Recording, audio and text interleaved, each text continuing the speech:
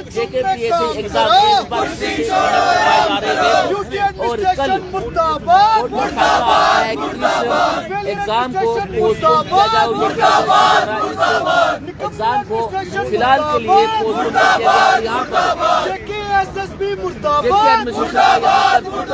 जम्मू के विद्यार्थियों द्वारा यहाँ पर कराया जा रहा है और गुस्सा है जम्मू के विद्यार्थियों क्योंकि लगातार एग्जाम को स्थगित किया गया था। उसके बाद एक बार से आश्वासन दिया गया था सही तरीके से कि एग्जाम जो है वो कंडक्ट करवाए जाएंगे, लेकिन घूस लेना बंद करो, बंद करो, बंद करो, एग्जाम बेचना बंद करो, बंद करो, बंद करो, घूस लेना बंद करो, बंद करो, बंद करो, आज भी बहुत सारे ऐसे विद्यार्थी जो एग्जाम देने के लिए बिल्कुल तैयार हो चुके तो कल बंद करो, बंद करो, एडमिनिस्ट्रेशन मुर्दाबाद, मुर्दाबाद, मुर्दाबाद, ब्लैक लिस्टेड कंपनी को ताकि ये एग्जाम जो है वो आज एग्जाम फिलहाल के लिए आज एक बड़ा फैसला भी आ सकता है और ये जम्मू कश्मीर के युवाओं को फॉर ग्रांटेड ले लिया है लेफ्टिनेंट गवर्नर महोदय की सरकार ने।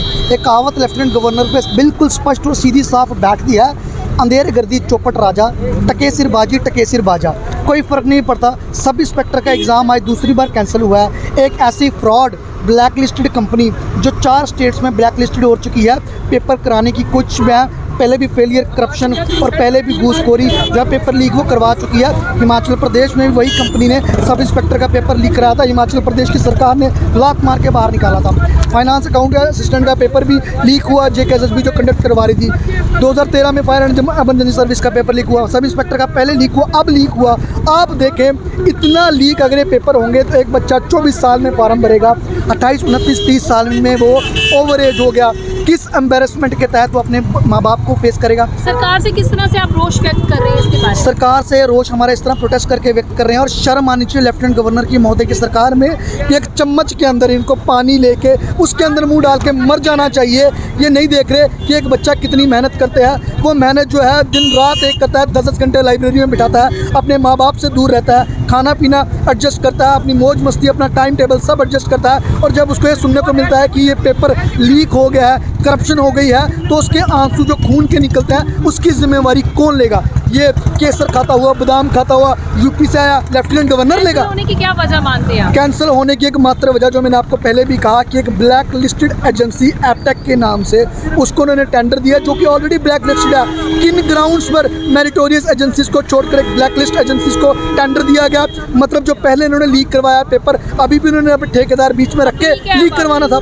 अपील है कि सख्त सख्त कार्रवाई लेफ्टिनेंट गवर्नर महोदय की एडमिनिस्ट्रेशन में होनी चाहिए, JKSSB के पदाधिकारी पे होनी चाहिए। और किन ग्राउंड्स के तहत जो है इस कंपनी को टेंडर दिया गया? छोटी मछलियों को ये पकड़ रहे हैं, बिग फिशेस को जो है साइड कर रहे हैं, क्योंकि इन बिग फिशेस में शायद कहीं ना कहीं बहुत बड़े बड़े नेताओं का नेक्सस है, वो पकड़े जाएंगे। तो एट द एंड ये कार्रवाई जो लीगल जिन लोगों पे होनी चाहिए उन पर नहीं हो रही है और सफरर जो है वो सिर्फ यूथ हो रहा है।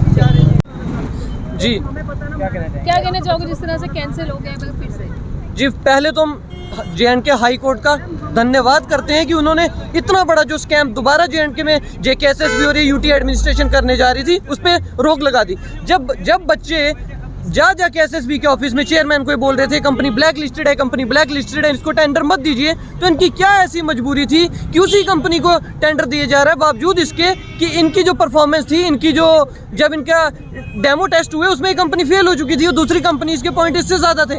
कहीं ना कहीं इनकी इसमें पैसों की मिली भगत है जिसकी वजह से ये सब कर रहे हैं। और इसमें हम आप साफ तौर पे देखिए जो पहले भी लिस्ट कैंसिल हुई है वहाँ पे बीजेपी के DDC मेंबर के बेटे का नाम आया था, उसके भाई का नाम आया था, वो इसमें इन्वॉल्व थे। क्या हुआ उनका? कोई एक्शन हुआ नहीं। वो वही सेम लोग दोबारा पेपर में आ रहे हैं। इससे साफ दिख रहा है कि एडमिनिस्ट्रेशन अंदर तक इस स्कैम में मिली हुई और इनकी दोबारा वही मंशा थी। आपकी क्या डिमांड है इसको लेकर? हमारी क्लियर कट डिमांड है कि JKSSB टोटल डिफंक्ट ऑर्गेनाइजेशन है, वो एग्जाम कंडक्ट करा ही नहीं सकती। आप वापिस ये रिक्रूटमेंट JNK पुलिस को सौंपिए, होम डिपार्टमेंट को सौंपिए जैसे वो पहले करवाते थे, और पहले फिजिकल करवाइए। अगर फिजिकल नहीं करवाना तो इस रिटर्न की रिक्रूटमेंट सेंट्रल एजेंसी SSC को दीजिए जो हर साल 100 के तादाद में पेपर कराते हैं और कोई स्कैम नहीं आता। यहाँ तो सामने दिख रहा है। और अच्छा हुआ ये कैंसिल हो गया, नहीं तो जैसे भाई मेरे कल एग्जाम दे के आए थे, ये पेपर दे के आए होते, क्या पता पीछे बैकडोर में सिलेक्शन पहले ही हो गई होती, फायदा क्या है। ये तो हाई कोर्ट का हम धन्यवाद करते हैं जो उन्होंने इस लिस्ट को कैंसिल किया, और हमें बिल्कुल डिमांड करते हैं कि ये डिवीजन बेंच में जा रहे हैं, और हमें पूरी उम्मीद है कि डिवीजन बेंच भी इस